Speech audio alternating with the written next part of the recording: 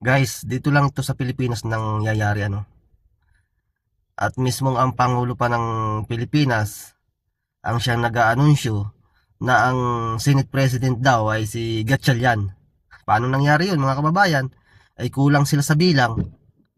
Grabe din po talaga tong Pangulo natin ano. So talagang ito pong Pangulo natin ay talagang tayo po ay pinaglululoko. Bakit? Bakit ko nasabing tayo pinaglululoko ng taong to? Eh kasi yung itinalaga niyang Senate President na si Gatchalian ay illegal po. Bakit illegal? Ay kulang po sila sa bilang eh. Dapat kumpletuhin nila po yung bilang nila kung gusto nilang mabawi ang leadership ng Senado. 'Di ba? Ng Senate President at saka itong umag talaga ng chairman diyan sa Blue Ribbon. Pati itong si Erwin Tulfo, inangkin na rin ang leadership ng Blue Ribbon. Siya daw ang lehitimong chairman ng Blue Ribbon.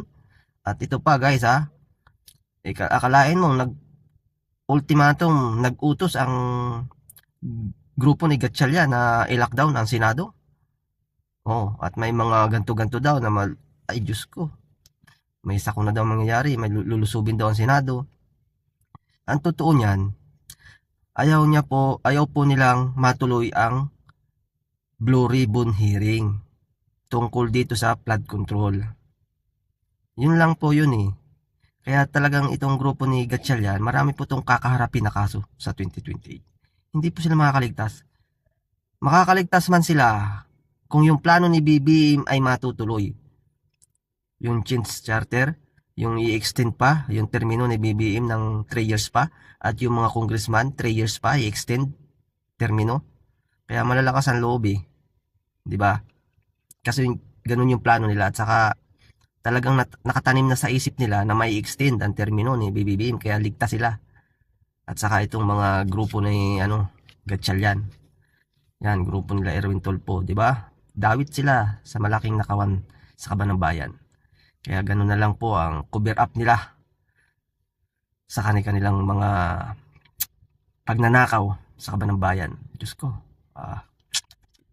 Talamak at lantaran pero wala po tayong naririnig sa mga oligarchs, 'di ba?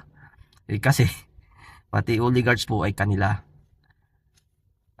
Talagang hawak po nila lahat ng ahensya ng gobyerno, NBI, ombudsman, lahat na, pati nga itong Comelec eh. So baka nga nangangamba tayo na mangyari na naman yung dayaan mga kababayan.